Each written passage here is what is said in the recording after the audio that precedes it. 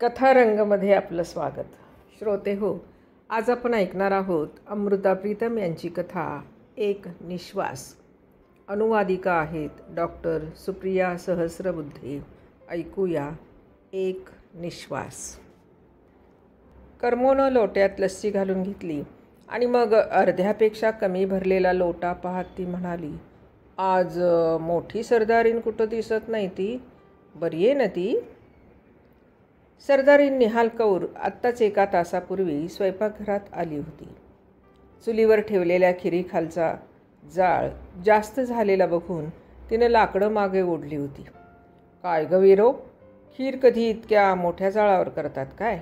तिच्या खाली अगदी हलका जाळ पाहिजे, ती म्हणाली होती. आणि मग ती चुलीजवळ लाकडाचा पाट घेऊन त्याच्यावर बसून पातेल्यातली खीर पळीने ढवळत बसली होती. सकाळी दही तिनेच उसळले होते, पण लस्सी गाळताना तिने वीरोला सांगितलं होतं की आता तिला जरा विश्रांती घ्यायची होती. जे कोणी येईल त्याला वीरो लस्सी देईल. कदाचित इतरांनीसुद्धा लस्सी घेताना ही गोष्ट विचारली होती, पण हे निहाल कौरला माहीत नव्हते. ती आतल्या खोलीत होती. पण आता जेव्हा ती अंगणात होती तेव्हा उंबऱ्याच्या बाहेर बसलेल्या कर्मोचा आवाज तिने स्वतः ऐकला होता. ठीक आहे ग मी कर्मो, तू बरी आहेस ना? निहाल कौरनं आतून विचारलं. कर्मो गडबडीनं उंबऱ्याच्या जवळ जाऊन आत डोकावली आणि आपला एक हात माथ्यावर टेकून म्हणाली, 1000 वर्ष आयुष्य असो तुला. आज तुला पाहिलं नव्हतं. मी म्हटलं माझी सरदारीन ठीक आहे ना? सगळीच माणसं निहाल कौरची चौकशी करीत असत. ती काही नवी गोष्ट नव्हती. तरी पण निहाल कौरला वाटलं की लस्सी घेतल्यावर लगेच कर्मोनं तिची आठवण काढली होती. म्हणजे नक्की काहीतरी आहे. तेव्हाच निहाल कौरनं कर्मोकडं पाहिलं आणि कर्मो निहाल कौरच्या बाजूला लोटा झुकवून उभी राहिली. निहाल कौरच्या ते लक्षात आलं. ती वीरोकडं पाहत म्हणाली, ऐक ग, कर्मोचं लोटा भरून देत जा. तिची छोटी छोटी लेकरं लस्सीवरच असतात. तो राम तुला दुपटीनं देऊ दे. तुझे हात इतके संतोषी आणि उदार आहेत की नकळतसुद्धा 2-2दा लस्सी घालतात. लोट्यात आणखी लस्सी घेत कर्मो बोलली. आणि यावेळी ती वीरोच्या हातांना दुवा देत असली तरी ती खरं म्हणजे निहाल कौरच्या हातांबद्दल बोलत होती. कर्मो निघून गेल्यावर निहाल कौर तिने दिलेला दुवा विसरून गेली. तिने म्हटलेला फक्त एक शब्द तिच्या लक्षात राहिला, मोठी सरदारीन. निहाल कौर एकाच दिवसात सरदारींपासून मोठी सरदारीन बनून गेली होती. तिला मोठी सरदारीन म्हणण्याचा विचार सर्वात आधी कुणाच्या मनात आला ते माहीत नाही. कदाचित सर्वांच्याच मनात एकदम आला होता. घरातल्या मोलकरणीपासून कारखान्यातले सर्व मुन्शी मुनीम तिला मोठी सरदारीन अशीच हाक मारायला लागले होते.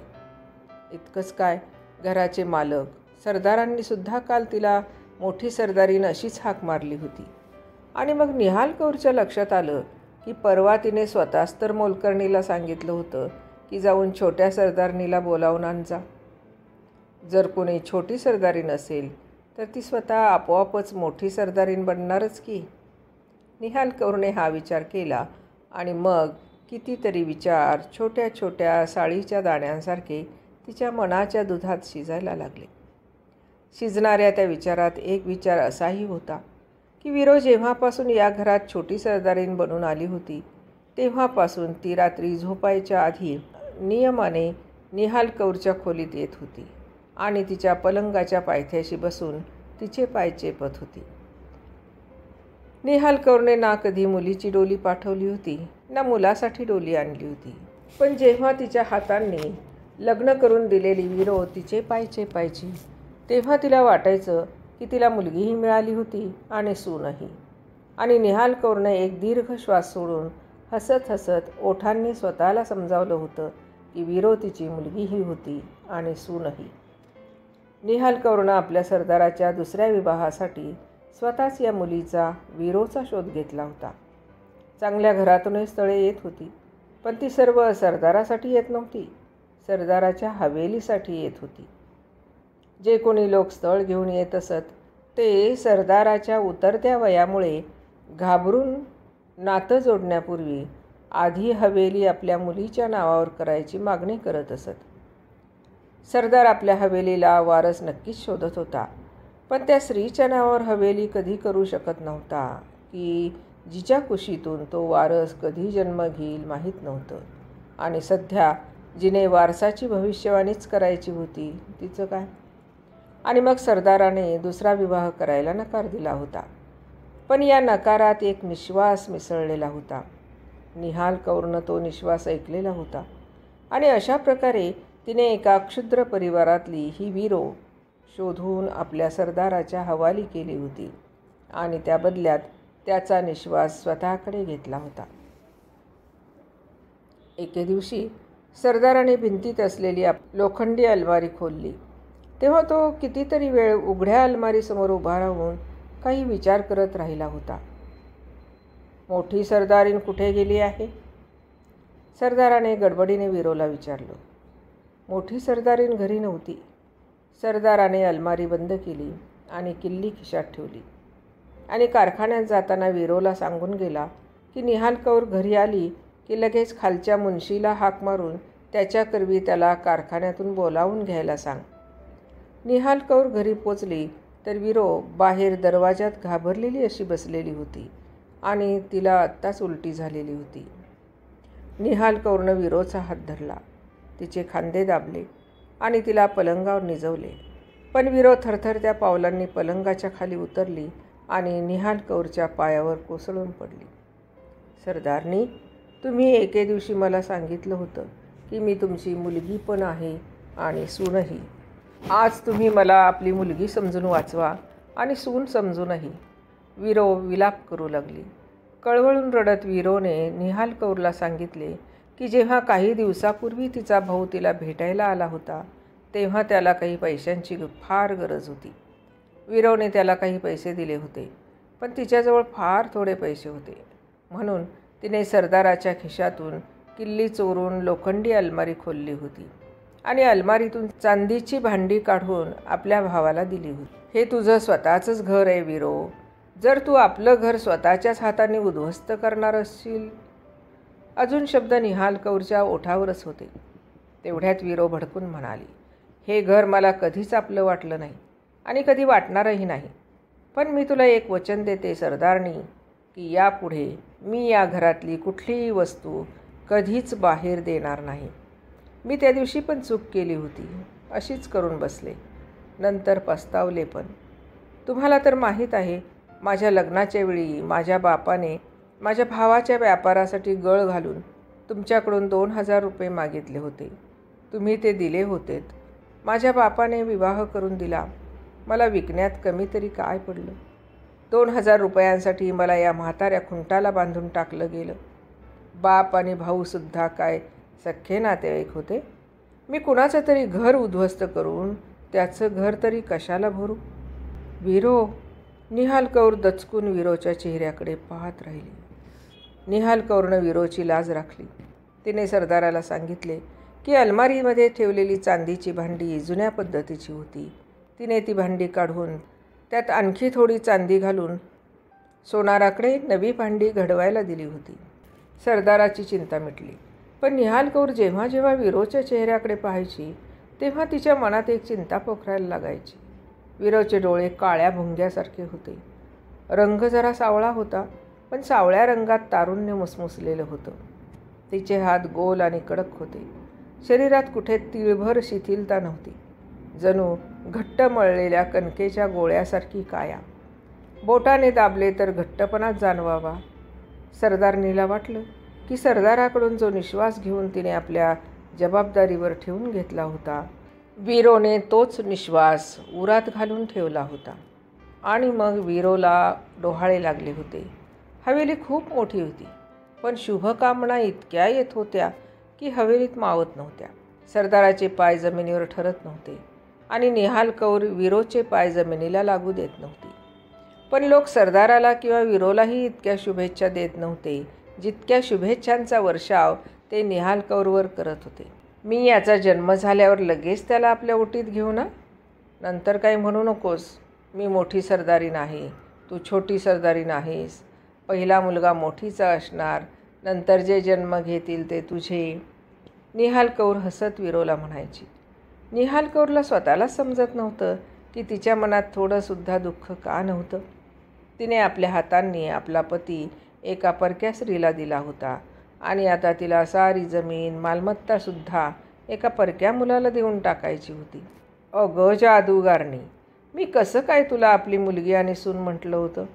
मी यावेळी खरोखरच एखाद्या आईसारखीच आनंदात आहे. मला असं कधी आठवणीतच राहत नाही की तू माझी. निहाल कौरच्या या बोलण्यावर विरो मध्येच हसून म्हणायची. सरदारनी, मी बेलाशक तुमची आणखी कुणी लागत असेन की नसेन, पण तुम्हाला हे नक्की माहीत आहे की मी तुमची सवत नक्कीच नाही. निहाल कौरनं सुताराकडून जो पाळणा बनवला त्याला चांदीचे घुंगरू बांधले, खऱ्या रेशमाची छोटी रजई बनवली. शहरातला एक इंग्रज अधिकारी 1 महिन्याच्या सुट्टीसाठी विलायतेला चालला होता. विलायती स्वेटर रेशमासारखे असतात, निहाल कौर म्हणाली आणि त्या इंग्रजांकडून 2 छोटे छोटे स्वेटर विलायतेहून आणण्याची गोष्ट पक्की करून घेतली. आपल्या मागच्या काळात निहाल कौरनं स्वतःला दायांनाही दाखवले होते आणि मोठ्या शहरात जाऊन डॉक्टरांनाही दाखवले होते, पण तिने त्या काळात कधी कुठल्या देवाला नवस मात्र केला नव्हता. आता मात्र विरोची कंबर जेव्हा 3 दिवस दुखत होती आणि मग एके दिवशी जेव्हा थोडासा रक्ताचा डाग दिसला तेव्हा तिने आयुष्यात पहिल्यांदा नवस केले. ही विरोची ऐट करण्याची वेळ होती. विरोला वाटलं असतं तर आता देशातल्याच काय परदेशातल्यासुद्धा वस्तू मागवू शकली असती. सरदार तिचा आवाज ऐकण्यासाठी तिच्या चेहऱ्याकडे पाहत राहायचा. पण निहाल कौरला माहीत होतं की आताही विरो लोणच्याच्या एका लहानशा फोडीसाठी चाचरत 2दा तिचा चेहरा निरखत असायची. म्हणून निहाल कौर स्वतःच विरोच्या इच्छांचा विचार करून तिच्याकडे लक्ष द्यायची. या सगळ्या दिवसात विरोने स्वतःच्या तोंडाने जोरात अशी कुठली गोष्ट सांगितली असेल तर ती एवढीच की अंगणात दोरीवर टांगलेल्या नवलकोलाच्या माळा उतरवून दुसरीकडे ठेवा. ते नवलकोल पाहून मला मनात काहीतरी होतंय. नवलकोल लटकलेले बघून असं वाटतंय की जणू काही कोणाची कातडी. विरो म्हणाली. सुकणारे नवलकोल पाहून तिला मळमळायला लागलं होतं. मग विरोच्या मनात काय आलं कुणास ठाऊक, पण 9वा महिना सुरू झाला तेव्हा तिने हट्ट धरला की ती आपल्या माहेरी जाऊनच बाळंतपणाचा सगळा काळ घालवणार. सरदार तिचा हट्ट मानायला तयार नव्हता. निहाल कौर तिला विनवण्या करत होती, पण विरोने एकच दोषा लावला होता की तिच्या गावातली एक म्हातारी दाई खूपच शहाणी होती आणि विरोचा फक्त त्या दाईवरच विश्वास आहे. आणि शिवाय तिला असंही वाटत होतं की जर ती इथे राहिली तर शहरी डॉक्टरनीच्या हातून ती मरेलच. ही भीती म्हणजे फार वाईट पीडाच असते. डॉक्टरांनी पण सरदाराला मत दिलं, पण सरदाराच्या मनात दुसरंच भय होतं. तो निहाल कौरला बाजूला घेऊन म्हणाला, मला भीती वाटते की जर तिला तिथे मुलगी झाली तर ती कुणाच्या तरी मुलाबरोबर अदलाबदल करेल. मी आधीच अशा पुष्कळ गोष्टी ऐकल्या आहेत. तिला लोभ आहे की जर मुलगा झाला तर तो मोठा होऊन मालमत्तेचा वारस होईल. तर मग याच्यावर एकच उपाय आहे, मी हिच्याबरोबर जाते तिकडे. मी जवळ असल्यावर ती काही करू शकणार नाही. निहाल कौरनं थोडा वेळ विचार करून म्हटलं. सरदारानं मान्य केलं. विरोनेही काही हरकत घेतली नाही. निहाल कौरनं घरच्या मोलकरणीला पण सेवेसाठी बरोबर घेतलं आणि विरोबरोबर तिच्या माहेरी गेली. विरोचं बाळंतपण अवघड नव्हतं. ती ऐन तारुण्यात होती आणि निरोगीही होती. तिची आई आणि वहिनी चुटकी वाजवून तिला म्हणत असत, उगीचच घाबरत बसलीयस, जन्म द्यायला काय लागते, एकदा किंकाळी फोडली की मुलानं जन्म घेतला. निहाल कौरनं विरोच्या माहेरी कुठल्याही प्रकारचं ओझं होऊ दिलं नाही. सढळ हाताने खर्च करत होती. घरातले सर्व लोक तिला सरदारीन सरदारीन म्हणताना थकत नव्हते. निहाल कौर हसत म्हणायची, एकदा किंकाळी फोडली की मुलानं जन्म घेतला, पण जर मुलीला जन्म द्यायचा असेल तर. विरोची वहिनी खदखदून हसत म्हणायची, 2 वेळा किंकाळी फोडून मुलीला जन्म देता येतो. मुलीसाठी 2 वेळा किंकाळी? निहाल कौर हसत विचारायची. हो, 1 किंकाळी पिडेची आणि 1 किंकाळी दुःखाची. विरोची वहिनी म्हणायची, आनंद तर मुलांच्या जन्माचा असतो, मुलींच्याकडून काय आनंद मिळणार? निहाल कौरच्या मनात एक तीव्र कळ उठली. तिला वाटलं, मी आयुष्यात ना एक वेळ किंकाळी फोडली ना 2 वेळा किंकाळी फोडली. पण तिने आपल्या हसणाऱ्या ओठांनी आपली कळ अशी काही पिऊन टाकली की तिचं दुःखसुद्धा तिचा चेहरा पाहून लज्जित होऊन राहिलं. आणि मग एका रात्री वीरोच्या प्रसव वेदना सुरू झाल्या.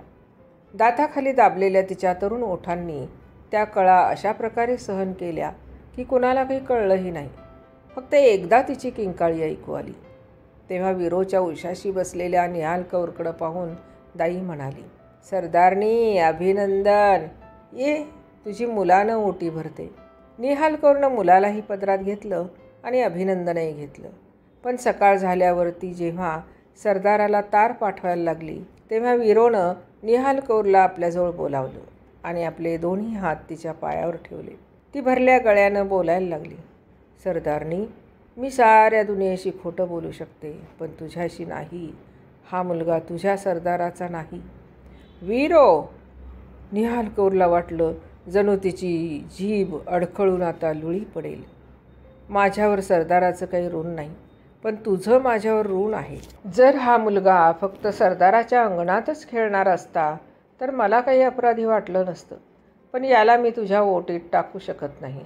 हा तुझ्या ओटीच्या योग्यतेचा नाही. काय बोलतेस वीरो? तसं तर मी ते हसत हसत केलं होतं. कदाचित काळ आपल्या हसण्याला हसत असतो की डसत असतो. खरं सांगते तुला, मला स्वतःसाठी काही पश्चाताप होत नाही. जर मनात पश्चाताप असेल तर तो तुझ्यासाठी. वीरो, तुला आठवत असेल की मागच्या वर्षी एकदा मी माहेरी आले होते. तुमचा मुन्सी माझ्याबरोबर आला होता मला माहेरी भेटून घेऊन जाण्यासाठी. इथे साऱ्या गावात ही गोष्ट पसरली होती की माझ्या आईबापांनी पैसे घेऊन माझं लग्न एका म्हाताऱ्या सरदाराशी लावून दिलं. सरदार कधी या गावात आला नव्हता. माझा बापच मला तुमच्या गावात घेऊन गेला होता आणि गुरुद्वारामध्ये लग्न झाल्यावर मला तुमच्या घरी सोडून आला होता. मला गावात आल्यावर प्रत्येकजण विचारायला लागला की माझा सरदार किती म्हातारा होता. मला काय वाटलं माहीत नाही. मी पिढा टाळण्यासाठी सांगितलं की माझं लग्न एका म्हाताऱ्याशी झालं नव्हतं. तुमचा मुन्सी चांगला तरुण होता, देखणाही होता. त्याला दाखवून मी म्हटलं की हा माझा घरवाला आहे. सगळेच्या सगळे लोक आश्चर्यचकितच झाले. मुन्शीला मी ही गोष्ट सांगितली. मुन्शीने खोट्याचा स्वीकार केला. जेव्हा माझ्या मैत्रिणींनी त्याच्याकडे बुंदे मागितले तेव्हा मी आपल्या सोनाराकडून चांदीचे बुंदे विकत घेऊन त्यांना दिले. 5-6 दिवस मी इथे राहिले. रोज हसत हसवत असताना मलाही वाटायला लागलं की माझं लग्न त्याच्याशीच झालं होतं, आणखी कोणाशी नाही. आमचा मुन्सी मदनसिंह. मी आता सरदाराकडे परत जाणार नाही. या मुलाला घेऊन जाणार नाही म्हणून हट्ट करून इथे आले आहे. माझी करणी माझ्याबरोबर राहील. मी तुझ्याकडं आणखी काही मागत नाही सरदारनी. फक्त एक गोष्ट मागते, सरदाराला मुन्शीचं नाव सांगू नको, नाहीतर तो मुन्शीला नोकरीवरून काढून टाकेल. पण मदनसिंह विवाहित आहे वीरो. त्याचे घरी 2 मुलं आहेत. म्हणूनच त्याला भीती वाटते की सरदाराला समजलं तर त्याची नोकरी जाईल. त्याला थोडंच मला त्याच्या घरी नांदवायचं आहे, म्हणून मी त्याची नोकरी जाऊ देऊ. तो जिथं कुठं राहील तिथं खुश राहू दे. मी एकदा पाहिलं तरी की तरुण पुरुष कसा असतो. निहाल कौरनं घाबरून डोळे मिटून घेतले आणि मग जेव्हा तिने डोळे उघडले तेव्हा तिला दिसलं की वीरोच्या मांडीवर पहुडलेला तिचा मुलगा दूध पिण्यासाठी तोंड उघडत होता. आणि निहाल कौरला वाटलं, सरदाराचा जो निश्वास तिनं आपल्या हमीवर घेतला होता आणि वीरोनं तिच्याकडून तोच निश्वास घेऊन आपल्या उरात ठेवला होता, हा मुलगा वीरोच्या छातीतून तोच निश्वास पिण्याचा प्रयत्न करत होता. श्रोते हो, कशी वाटली कथा? कथा तुम्हाला नक्कीच आवडली असेल.